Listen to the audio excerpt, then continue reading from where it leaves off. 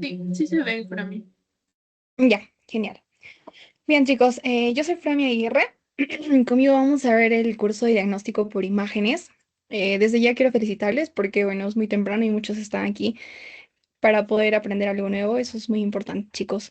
Respecto al curso de diagnóstico por imágenes, este curso es muy bonito, la verdad, y sobre todo es muy importante porque ahora que ustedes empiezan sus rotaciones en los hospitales, no va a haber ninguna rotación en las cuales ustedes no vean una placa radiográfica, una tomografía, hasta quizás una gamografía, ¿no?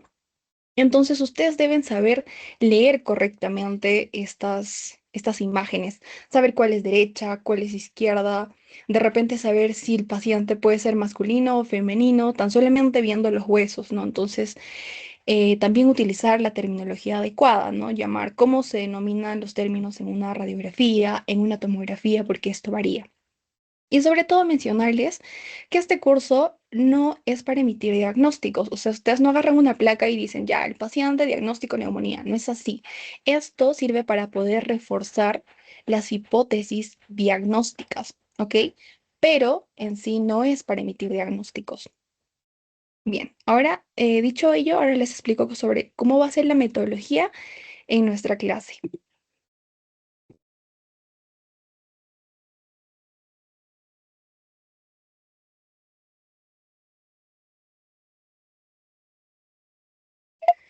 Discúlpenme, chicos, porque está viendo ruido en mi casa.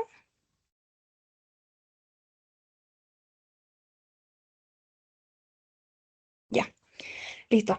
Entonces, bien, nosotros en las clases vamos a tener, como siempre, ¿no? Vamos a dar clases teóricas, pero dentro de estos también incluyen ejercicios. Van a haber algunos temas que necesitan de ejercicios con a formato, mm, por así decirlo, preguntas con clínicas, ¿no? Como siempre les vienen en los exámenes generalmente. Y también al final, si es que por ahí no logré de repente llegar con toda la explicación, ustedes van a poder decir cuáles fueron sus dudas, pero también en el momento que ustedes no entiendan, alzan la manito y me lo hacen saber. Y sobre todo vamos a tener un resumen del tema, ya que esto nos va a ayudar mucho a consolidar la información que hemos aprendido. Y bueno, la próxima clase, ahí está, por ejemplo, estamos teniendo la clase hoy día, en la próxima clase vamos a hacer un Kahoot para poder repasar acerca de la clase anterior y así poder consolidar mejor la información. Y ahí, después de esto también se les va a ofrecer algunos flashcards, ya dependiendo del tema, ¿no? Entonces, como esta clase es muy cortita, vamos a hablar un poco sobre los principios físicos los métodos de diagnóstico por imágenes y hablamos eso en radiografía convencional hasta dónde puede llegar el tiempo.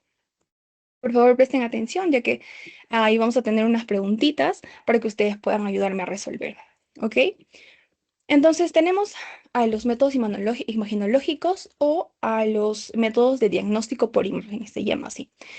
Pero a mí me interesa mucho que ustedes entiendan cuál es el principio físico-químico de cada uno de estos, para que ustedes más adelante no solamente memoricen, sino logren comprender el por qué y de esa forma logren llegar a la respuesta razonando, más no memorizando, ya que la mente es muy frágil. Entonces, estos métodos imaginológicos utilizan diferentes tipos de energía, cada uno de estos, ¿ok? Tenemos, por ejemplo, la radiación ionizante. Aquí tenemos a los rayos X y a los rayos gamma. ¿Cómo es que se crean esto? Para esto vemos aquí la estructura de los rayos X. ¿Ok? Aquí tenemos la estructura atómica del átomo. Entonces, cuando hay un desplazamiento brusco de los electrones, se crean los rayos X. Por otra parte, tenemos aquí al núcleo, ¿no? Donde están las cargas positivas, que son los protones, y cargas neutras, los neutrones. Cuando hay un decaimiento del núcleo, se van a generar los rayos gamma. ¿Dónde utilizamos estos tipos de radiación? Por ejemplo, los rayos X ante un desplazamiento brusco de los electrones, lo utilizamos en la radiografía, en la tomografía y también en la fluoroscopía. Por su otra parte, los rayos gamma, que también son ionizantes, se genera por el decaimiento del núcleo, como lo mencionamos, y esto es muy utilizado en la gamografía ósea. Ya seguro ustedes mucho han logrado escuchar de esa gamografía, ¿no? Entonces, esto sucede tras la ruptura del núcleo atómico. Luego pasamos a la radiación no ionizante. Como su nombre lo dice, aquí no hay un desplazamiento de electrones, sino hay un campo electromagnético. ¿Y cómo creamos esto? Fácilmente colocando un imán grande alrededor del paciente, por así decirlo. Y aquí la molécula que nos va a interesar son los protones del hidrógeno. Recordemos que nosotros estamos compuestos por agua, ¿ok?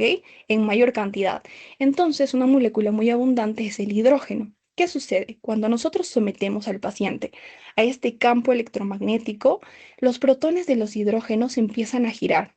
Cuando están girando, se le emiten ondas de radiofrecuencia y estas, al ser captadas, van a poder procesarse en imágenes digitales de la resonancia magnética nuclear. Entonces, ¿qué tipo de tejido se podrá observar con esta resonancia magnética? Pues serán las imágenes detalladas de los tejidos blandos. Entonces, si ustedes les preguntan, ¿no? ¿Cuál es el método imagenológico que se utiliza para poder evaluar, por ejemplo, la médula espinal? Nosotros sabemos que esto es un tejido blando, es rico en hidrógeno, por lo tanto, el electromagnetismo será el ideal. Más no es así el caso de los huesos, ¿cierto? Ya que los huesos contienen en mayor cantidad el calcio. Entonces, ustedes de esta forma pueden razonar y darse cuenta cuál es el método ideal para evaluar cada parte del cuerpo.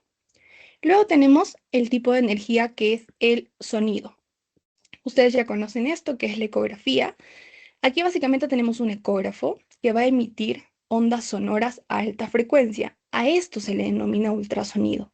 Entonces, estas ondas sonoras viajan a través del cuerpo, a través de los diferentes tejidos y dependiendo de la densidad van a chocar y van a rebotar unos ecos que podemos ver aquí y estos van a ser detectados o recogidos, por así decirlo, y vamos a poder verlo en la imagen de una ecografía.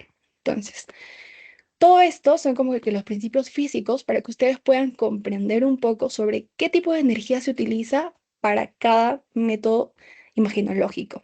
¿Ok? Dicho esto, ahora hablemos un poco de la radiografía convencional. Para esto, el que lo descubrió fue en 1895 Wilhelm Röntgen. Él es un alemán que estaba estudiando acerca de los tubos catódicos, que vienen a ser estos, que básicamente son tubos al vacío. Hay energía dentro de este tubo, pero no existe ninguna molécula gaseosa, es decir, no hay oxígeno, no hay nitrógeno, ninguna molécula del ambiente. Entonces él se dio cuenta que de alguna forma había un dinamismo entre este tubo catódico y una pantalla con un material fluorescente que empezaba a iluminarse. Se dio cuenta que pese a cubrirlo con cartón, con madera, con plástico, la radiación podía pasar todavía, ¿no? Entonces esta energía pasaba y él no sabía qué tipo de energía era, entonces decide llamarlos rayos X. Y se dio cuenta también que al poner su mano pudo observar los huesos de su mano, ¿no? Entonces fue su sorpresa grande. Y en 1897, es decir, pasó 2 años para que él esté como que investigando este tipo de radiación, em, le dijo a su esposa que coloque su mano sobre una placa fotográfica y encima puso el tubo catódico, ¿no? Y logró así obtener la primera radiografía. Entonces él da a conocer su descubrimiento y en 1901 se hace ganador del primer premio Nobel de física. Y bueno, a partir de ahí, pues sabemos que la medicina revolucionó bastante, ¿no? Ya que podemos ver el cuerpo humano del paciente sin lograr, sin ser un método invasivo. Bien, entonces hablemos ahora de los rayos X. ¿Qué son estos rayos X que Wilhelm Röntgen descubrió? Para esto nos vamos al espectro electromagnético. Todo este espectro electromagnético quiere decir que es la gama de energía que existe, toda la gama de energía electromagnética. Es decir, van desde las ondas de radio hasta los rayos gamma. Y estos están ordenados según su longitud de onda, o mejor dicho, frecuencia de onda, ¿ok? Podemos ver aquí que las ondas de radio son tamaño de un edificio más o menos. Por otro lado, los rayos X están en el orden del tamaño de un átomo. Entonces, veremos que las ondas serán de alta frecuencia. Entonces, si nos preguntan, ¿qué son los rayos X? Son un tipo de radiación electromagnética cuya onda es de muy alta frecuencia y al poder formar iones, pues es de carácter ionizante, ¿ok? Esto es importante que sepan, ya que definirlo es algo básico, ¿ok? ¿Cuáles son las características importantes de los rayos X? Como ya lo vimos, son capaces de atravesar la materia dependiendo de la densidad, ¿no? Los elementos metales que son muy densos no es capaz de atravesarlo. Además de esto, también estas ondas viajan en línea recta, ojito aquí, y tienen un efecto biológico, porque al tener un efecto ionizante de generar electrones o de desplazar electrones, va a hacer que se puedan formar radicales libres. Nosotros sabemos que estos radicales libres son muy nocivos, entonces va a producir lesiones en los organismos vivos, que ya lo explicaremos más adelante. También tiene un efecto luminiscente, como lo vimos en el experimento, ¿no? Ya que es capaz de fluorescer ciertas sustancias como el fósforo, que ahora es muy utilizado para las placas radiográficas digitales. También tiene un efecto fotográfico y el efecto ionizante que mencionamos. Pero bien, ¿cómo podemos crear esta radiación y poder ponerlo en los dispositivos que ahora están en los hospitales? Para esto necesitamos un tubo de rayos X que básicamente es como el tubo catódico, que hablemos de Wilhelm Röntgen, pero modificado. ¿Cuáles son las partes? Primeramente les digo las partes para luego explicarles cuál es el dinamismo, ¿ok? Necesitamos una corriente de alto voltaje, un polo negativo, que es el ánodo, recuerden esto, es negativo, el cátodo, y el polo positivo, que es la diana, es el ánodo, ¿ok? También necesitamos una cámara al vacío, que aísle a todas las moléculas del ambiente y necesitamos un blindaje para que la radiación no se vaya por todos lados, sino solamente sea direccionado. Entonces, ahora les explico la dinámica. ¿Cómo sucede? Cuando tenemos un corriente de alto voltaje, logramos que haya una diferencia de potencial suficiente para poder generar una lluvia de electrones a una alta potencia. Entonces, el cátodo, que es el polo negativo, que está por donde están saliendo todos los electrones, sale hacia la diana positiva, que es el ánodo. Entonces, como hay un movimiento fuerte de electrones, se genera mucho calor. Para eso, este filamento que va a direccionar a los electrones tiene que ser resistente al calor. Es por eso que está fabricado de tungsteno, ¿ok? Recuérdenlo bien, de tungsteno. Entonces los electrones salen a una alta velocidad y el ánodo, que también es resistente al calor y está también compuesto de tungsteno, frena el electrón. Entonces frena el electrón y toda la energía que está alrededor de esta va a salir disparada como un fotón. ¿Y qué es el fotón? Este fotón vendría a ser el rayo X que se acaba de crear por el desplazamiento brusco de los electrones. ¿Ok? Entonces aquí tenemos que solamente el 10% de estos fotones son rayos X, mientras todo lo demás que se genera es calor. Por eso es que este ánodo positivo tiene que girar para poder disipar el calor y también pues ya mencionamos que tiene que estar formado por un material que resista el calor y ahora también hay aceites de enfriamiento, ¿no? En la actualidad. Entonces, esa es la dinámica, muy sencilla. Y ya, las dos últimas partes que nos quedan es la cámara de vacío, que elimina toda molécula de aire para poder evitar que los electrones que vayan haya interferencia, ¿no? Con esas otras moléculas.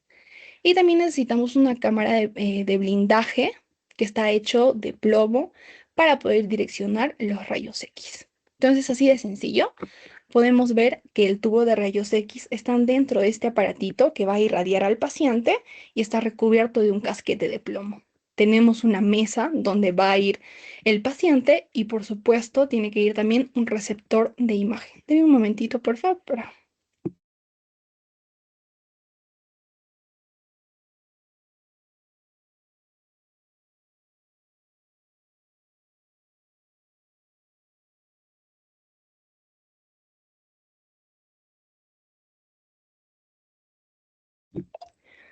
Ya chicos, espero me estén entendiendo.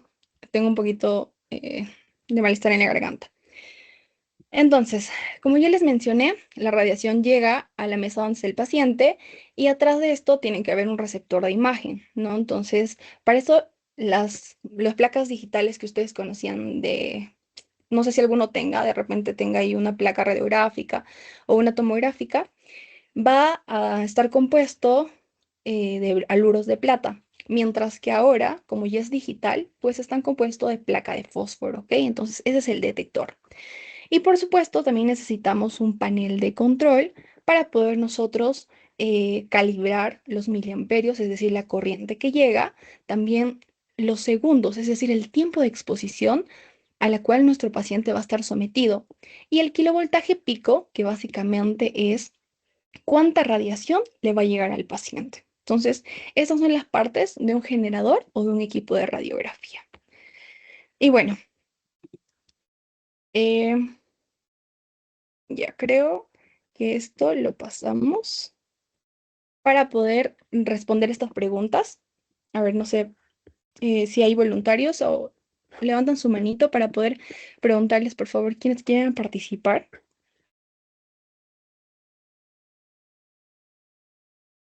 Vamos, chicos, anímense.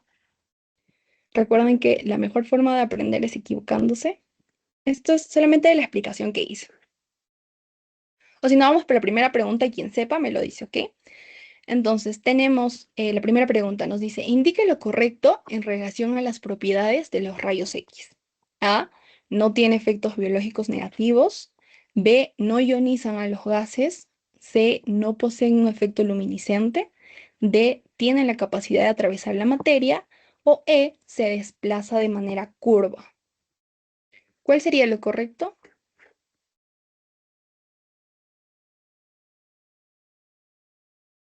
Vamos, chicos, si alguien sabe.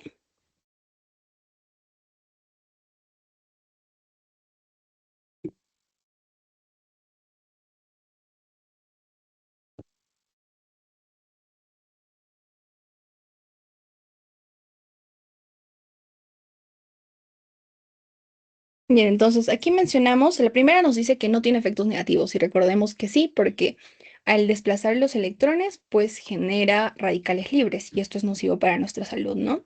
¿No ionizan los gases? Claro que sí ionizan los gases, ¿no? Que están en el ambiente. Por eso es que se necesita una cámara al vacío al momento de tener un tubo de rayos X. Dice que no posee efecto luminiscente, sí es capaz de hacer luminiscer ciertas sustancias como los fósforos. Luego nos dice que tiene la capacidad de atravesar la materia. Este es el correcto. Tiene la capacidad de atravesar la materia dependiendo de las densidades, ¿ok? Y nos dice que se desplaza de manera curva. Esto no es así, ya que se desplaza de manera recta, como lo teníamos en la diapositiva. Segunda pregunta, a ver. Eso les repetí varias veces. ¿De qué material se fabrica generalmente el filamento del tubo de rayos X? ¿De cristal, de plomo, de berilio, de tungsteno o de bronce? La de tungsteno. Ajá, perfecto, de tungsteno. Muy bien, ¿por qué? Porque este resiste al calor, ¿ok? Y eso es muy importante. Luego nos dice, en el tubo de rayos X, el blanco, ¿dónde se encuentra? Recordemos que el blanco es a dónde llegan los electrones. Entonces, si salían del cátodo, que es la parte negativa, ¿a dónde llegan? El ánodo positivo. Ajá, perfecto, al ánodo positivo, ¿no? Y listo. Entonces, esas son preguntas que han venido en pasitos. Ya. Y luego, para terminar, les hablo un poquito sobre los efectos de los rayos X. Entonces, como mencionamos, los rayos X tienen la capacidad de atravesar la materia y desplazar los átomos, los electrones de los átomos. Y nosotros estamos compuestos por millones de átomos. Entonces, si nosotros nos llega la radiación, pues obviamente va a haber aquí un cambio a nivel atómico en nuestro cuerpo. Y esto va a hacer que se produzca daños celulares o daños tisulares dependiendo de cuánta radiación recibimos o dependiendo de qué tipo de daño sucede. Y esto lo podemos denominar como un efecto directo o como un efecto indirecto. Efecto directo, tal como su nombre lo dice, quiere decir que la radiación llega a dañar las hebras de ADN. Puede generar ruptura o también puede dañar a las bases nitrogenadas. Mientras que el efecto indirecto quiere decir que va a reaccionar con el agua. Recordemos que casi un 85% de la molécula de la célula es agua. Entonces llega la radiación y con el agua van a empezar a reaccionar. Se llama radiólisis del agua. Y esto genera eh, radicales libres, como por ejemplo el radical hidroxilo, peróxido de hidrógeno, que son dañinos y van a poder así causar efectos nocivos no solamente en el ADN, sino también en las proteínas, en los lípidos, y va a hacer que nuestra célula pierda su control metabólico, ¿no? Entonces, en esta disfunción puede llevar a efectos nocivos, como cuáles. Aquí podemos determinarlo como un efecto determinístico, un efecto estocástico, esto ya a nivel del cuerpo del paciente, ¿ok? Por ejemplo, yo voy y necesito una radiografía. Sin embargo, la dosis que me irradian es muy alta.